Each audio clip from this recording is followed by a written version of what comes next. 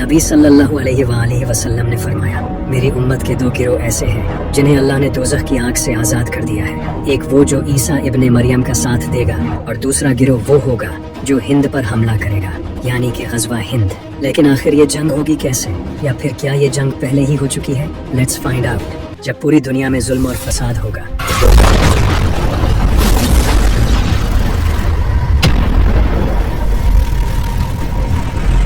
مسلمان ظلم سہ رہے ہوں گے اور ان کی کمر ٹوٹ چکی ہوگی، مسلمانوں کے لیڈرز کرپٹ ہوں گے، اس وقت سفیانی فتنہ اپنی پیک پر ہوگا۔ سفیانی ایکچولی ایک انسان ہوگا جو کہ معاویہ اور ابو سفیان کی نسل سے ہوگا، اور جس طرح یہ دونوں نبی صلی اللہ علیہ وآلہ وسلم کے خاندان کے دشمن تھے، اسی طرح یہ سفیانی بھی اہل بیت کے فالوورز کا دشمن ہوگا اور انہیں بری طرح قتل کرے گا۔ سفیانی بھی معاویہ کی طرح سیریا سے نکلے گا اور شیعوں کو شہید کرے گا اور بہت فساد پھیلائے گا۔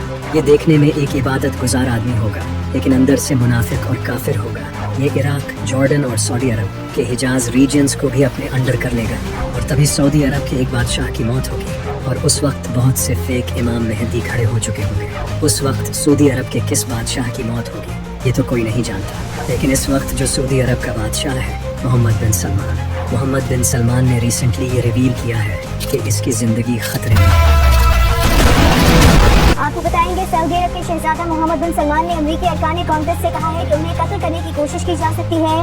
جب سعودی بادشاہ کی موت ہوگی تو ایک نئے بادشاہ کے لیے کانفلکٹ ہوگا کہ اگلا بادشاہ کون بنے گا، تو تبھی ایک شخص ایسا ہوگا جو کہ حکومت سے بچنے کے لیے کعبہ کے پاس آئے گا کیونکہ وہ لیڈرشپ سے نفرت کرتا ہوگا، لیکن کچھ نیک لوگ اس کے پاس آئیں گے اور اسے لیڈرشپ قبول کرنے پر مجبور کریں گے اور اس انسان کے ہاتھ پر بیعت کریں گے، اور یہ انسان امام مہدی ہوں گے۔ جب امام مہدی کا ظہور ہوگا تو بہت سے لوگ ایسے ہوں گے جو امام مہدی کو ایکسیپٹ نہیں کریں گے، لیکن تبھی سفیانی ایک آرمی کو امام مہدی کے خلاف بھیجے گا، لیکن جیسے ہی وہ آرمی ریگستان میں بیدا نامی جگہ پر پہنچے گی تبھی اللہ کا ایک معجزہ ہوگا اور وہ پوری آرمی ریگستان میں دھس جائے گی۔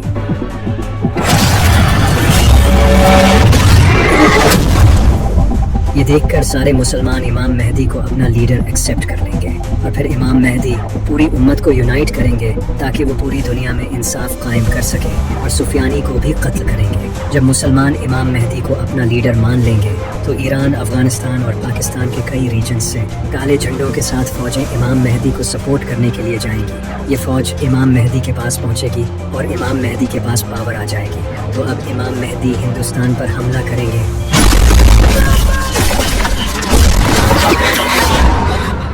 جسے غزوہ ہند کہا جاتا ہے، کیونکہ اس وقت کچھ ہندو مسلمانوں پر ظلم کر رہے ہوں گے، جو کہ انڈیا میں مودی کی گورنمنٹ آنے کے بعد پوری پلاننگ کے ساتھ کیا جا رہا ہے۔ جیسا کہ انڈیا کی ہسٹوریکل بکس میں ٹیپو سلطان اینڈ اورنگزیب جیسے مسلم لیڈرز کے ناموں کو ریموو کیا جا رہا ہے، جس طرح بابری مسجد کو شہید کر کے مندر بنایا گیا اور کئی شہروں کے مسلم ناموں کو بدل کر ہندو نام رکھ دیے گئے ہیں، جیسا کہ الہ آباد کو چینج کر کے پریاگ راج کر دیا گیا ہے، اور یو پی جیسی اسٹیٹس میں کئی مسلمانوں کے گھروں اور دکانوں کو پروٹیسٹ کے بعد توڑ دیا گیا تھا۔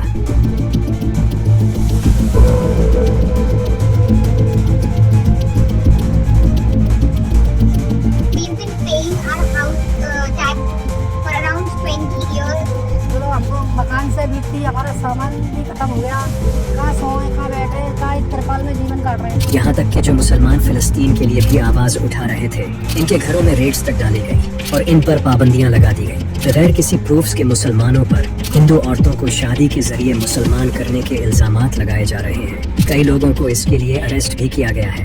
مسلمانوں پر اور ان کی مسجدوں پر حکومت کی طرف سے سرویلنس کی جا رہی ہے اور سوشل میڈیا پر بھی ان پر نظر رکھی جا رہی ہے۔ مسلمانوں کو ٹارگٹ کر کے لاز بنائے جا رہے ہیں، یہاں تک کہ یہ کھلے عام بول رہے ہیں کہ مسلمانوں کے لیے یہاں کوئی جگہ نہیں۔ مسلمانوں کو ٹیررسٹ کہا جا رہا ہے، مسجدیں شہید کی جا رہی ہیں اور مسلمانوں کی آوازیں بند کی جا رہی ہیں، اور کشمیر کا حال تو آپ دیکھ ہی رہے ہو۔ اس سب پر مودی حکومت کا کہنا ہے کہ وہ یہ سب انڈین کلچر اور نیشنل سیکیورٹی کے لیے کر رہے ہیں، جبکہ یونائٹڈ نیشنز، ایمنسٹی انٹرنیشنل اور ہیومن رائٹس نے انڈیا میں اس بڑھتے ہوئے اسلاموفوبیا پر اپنا کنسرن ظاہر کیا ہے۔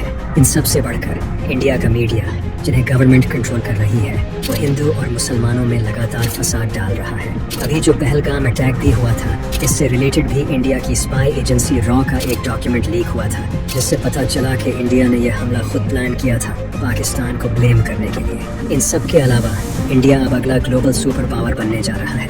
इंडिया की इकोनॉमी तेजी से बढ़ रही है और आज दुनिया का हर कंट्री इंडिया से ट्रेड करना चाहता है। इसराइल, फ्रांस और अमेरिका जैसे इस्लाम के दुश्मन कंट्रीज इंडिया के साथ हाथ मिला रहे हैं। इसी तरह अगर हदीस को देखा जाए तो हदीस में कहा गया है कि जो हिंदुस्तान पर हमला करेगा उस गिरोह को दोज़ख की आग से आज़ाद कर दिया जाएगा। अगर इनाम इतना बड़ा होगा तो वो जंग भी आसान नहीं होगी, क्योंकि अगर इंडिया जंग में उतरेगा तो इसके साथ अमेरिका और इजराइल भी जंग लड़ेंगे। तो ये जंग बहुत ही खतरनाक होने वाली है। इस हदीस में आता है कि इस जंग के बाद इंडिया के बादशाहों को जंजीरों में जकड़ कर लाया जाएगा और इस जंग में जो शहीद होगा वो उस वक्त का बेहतरीन शहीद होगा। नबी सल्लल्लाहु अलैहि वसल्लम ने फरमाया कि अगर तुम्हें इस जंग में जाने के लिए अपना पैसा और ताकत सब कुछ लगाना भी पड़े तो जाना, क्योंकि ये जंग फ्यूचर की सबसे इम्पोर्टेंट जंग होने वाली है। इस जंग के बाद मुसलमान हजरत ईसा अलैहिस्सलाम के साथ जा मिलेंगे, जबकि कुछ स्कॉलर्स का कहना है कि गज़वा हिंद पहले ही हो चुका है। जब 712 ईस्वी में मोहम्मद बिन कासिम ने सिंध पर हमला किया था, उस वक्त हज्जाज बिन यूसुफ इराक का गवर्नर था, जो कि एक नंबर का घटिया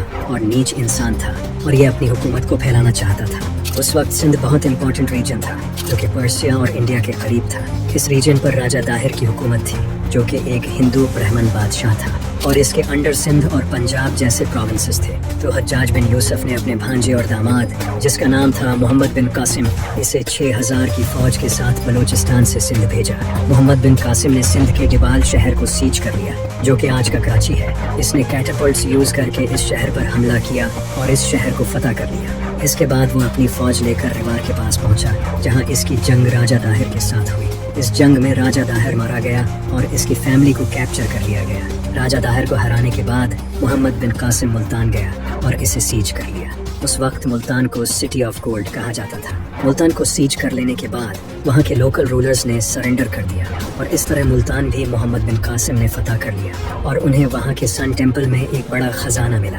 इस जंग के बारे में स्कॉलर्स का कहना है कि ये जो हिंद पर हमला हुआ था यही गज़वा हिंद था, लेकिन ये बिल्कुल झूठ है। जो स्कॉलर्स ये बोलते हैं वो बनु उमैया की हुकूमत को अच्छा दिखाना चाहते हैं। उस वक्त हिंदुस्तान पर हमला हज्जाज बिन यूसुफ ने किया था, जो कि इस्लामी हिस्ट्री का घटिया तरीन इंसान था, जो कि बनु उमैया से था, जिनको नबी सल्लल्लाहु अलैहि वसल्लम ने बंदर कहा था। ये लोग इस लायक ही नहीं कि ये गज़वा हिंद करें। गज़वा हिंद इमाम मेहदी के दौर में होगा और ये साफ तौर पर हदीसों में बताया गया है। लेकिन आज अगर कुछ टेररिस्ट ऑर्गेनाइजेशंस गज़वा हिंद का यूज करके इंडिया में अटैक करती है तो ये एब्सोल्युटली गलत है। गज़वा हिंद एक ऐसी जंग है जो कि तब होगी जब हिंदू मुसलमानों पर जुल्म करेंगे, और ये जरूरी नहीं कि ये जंग इंडिया और पाकिस्तान के दरमियान ही होगी, बल्कि ये इमाम मेहदी के साथ होगी।